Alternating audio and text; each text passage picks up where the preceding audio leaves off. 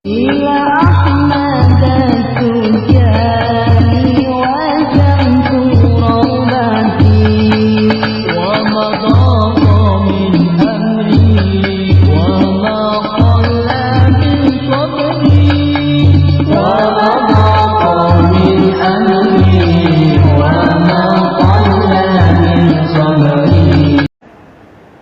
ibadah termasuk sholat itu ada 3 macam syarat.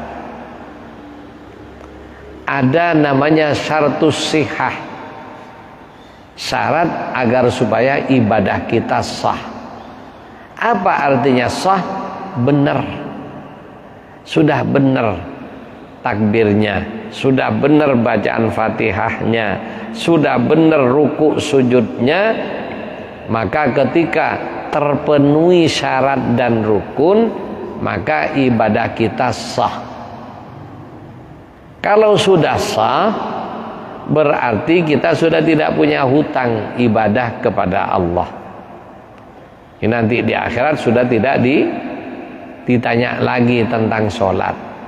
Malaikat sudah mencatat genep sholatnya dan sudah genep syarat dan rukunnya. Maka nilai pertama sah, artinya sudah benar, artinya sudah gugur kewajiban. Lah apakah orang yang sholatnya sah pasti diterima? Nah ini ada syarat lain. Dan ini yang aslinya yang saya garap.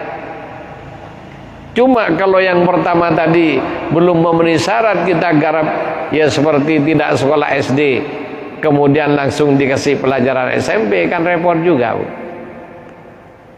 Maka ada syaratul qabul, syarat ibadah kita diterima oleh Allah. Itu bagaimana? Nah, ketika kita sholat, ingin sholat kita diterima, maka ada syarat yang lain. Apa itu? Khusyuk.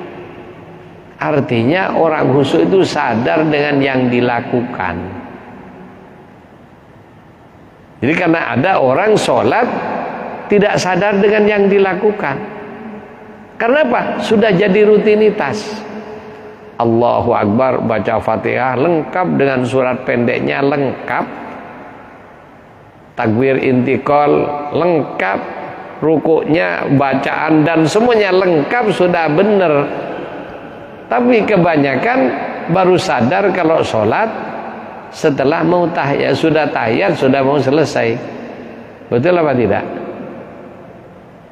Jadi selama sholat ingat macam-macam. Lah kok senyum-senyum, Bu?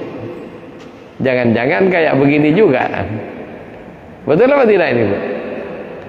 Berarti kalau begitu sholat kita belum khusyuk.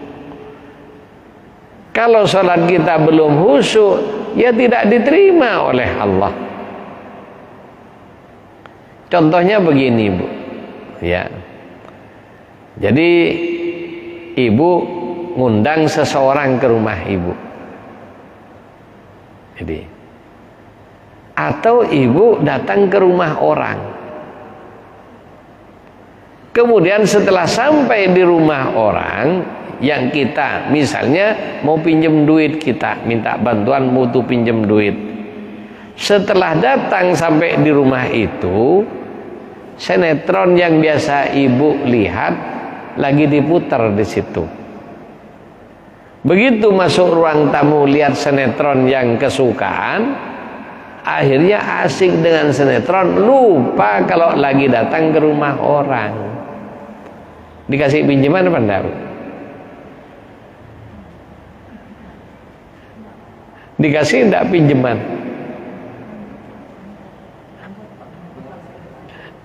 Orangnya itu baik ya.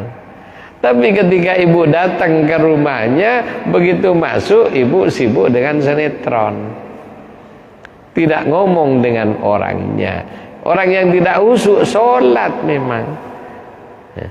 Tapi ketika sholat, yang mana sholat itu menjadi tamu Allah, menghadap kepada Allah. akan tetapi hatinya kemana-mana. Nggak usah repot-repot. Saya datang ke rumah ibu, sampai di rumah ibu saya main HP. Gimana? Ibu sudah nemuin, dikasih teh, dikasih macam-macam, tamunya sibuk main HP, nggak ngurus tuan rumah. Sebel apa enggak ibu gitu-gituin? Nah ini kita menghadap kepada Allah, katanya mau nyembah tapi sibuk, hatinya kemana-mana. Nah itu namanya tidak usah. Jadi syarat pertama diterimanya sholat atau ibadah yang lain adalah khusyuk. Artinya khusyuk itu lebih gampangnya yang kita lakukan dilakukan dengan penuh kesadaran. Sadar kalau Allahu Akbar, mengagungkan Allahu Akbar. Itu. Sadar dengan takbirnya.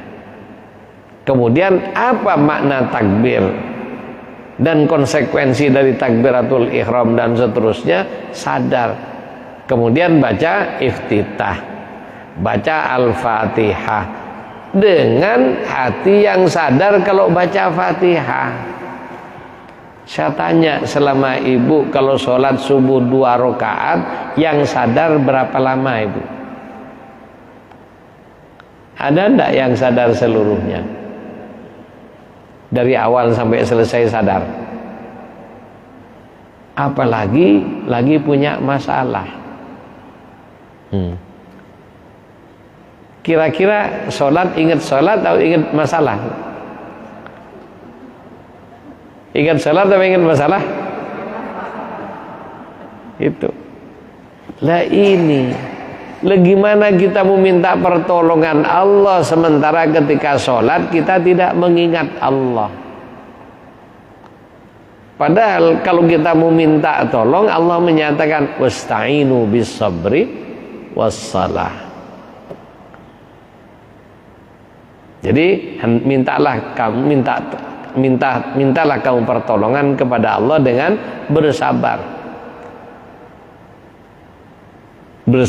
dan sholat.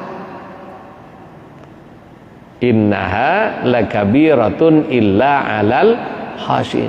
Sholat itu berat kecuali orang khusyuk. Apa? Sholatnya dilakukan dengan penuh kesadaran karena sedang menghadap kepada Allah. Coba orang ketemu bupati aja senang atau tidak?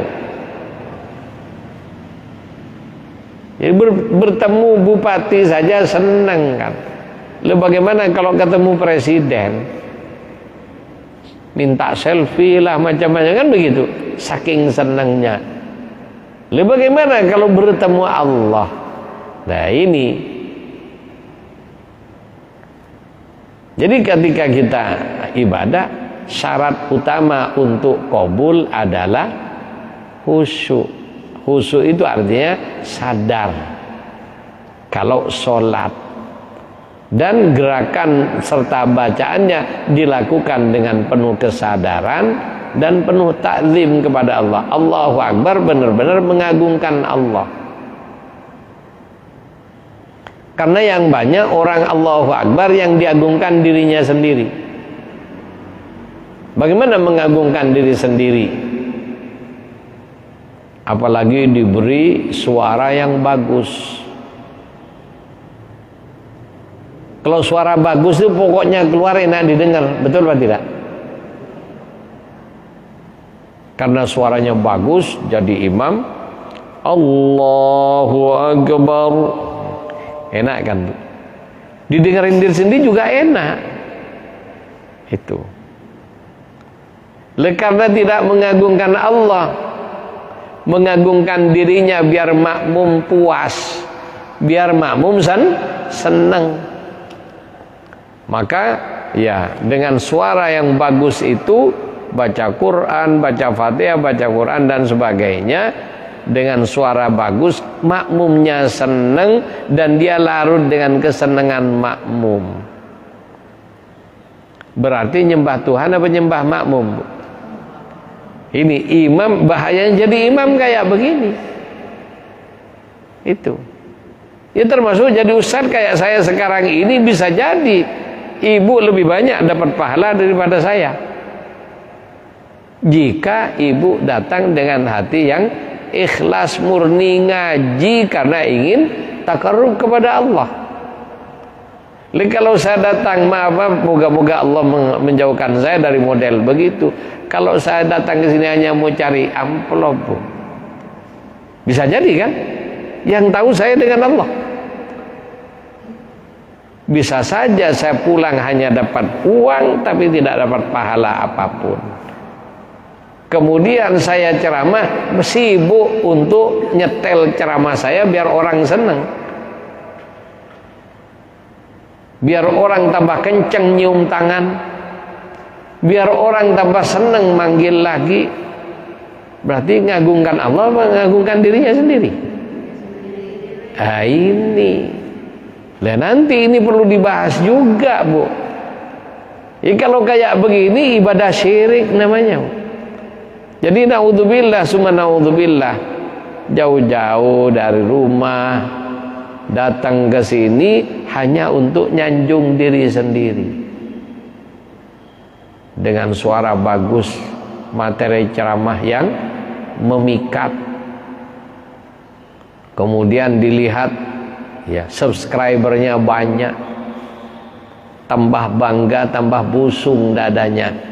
Jika itu yang ya bukan karena Allah Subhanahu wa taala. Padahal Allah yang dituntut oleh Allah, wa ma umiru illa liya'budullaha mukhlishina lahuddin. Jadi kita tidak diperintah ibadah oleh Allah kecuali ibadah kita itu karena Allah, tidak karena amplop, tidak karena apapun, tidak karena ingin terpilih, tidak karena ingin yang sifatnya selain Allah Subhanahu wa taala. Itu. Maka makin ya ada di depan makin bahaya, Bu. Si lebih aman ibu ini. Ibu datang dari rumah niat ngaji, ingin nambah ilmu. Nah, orang kalau sudah di depan kayak saya begini, ini tambah berat. Oke, kalau pengajian materi bisa dipelajari, Bu.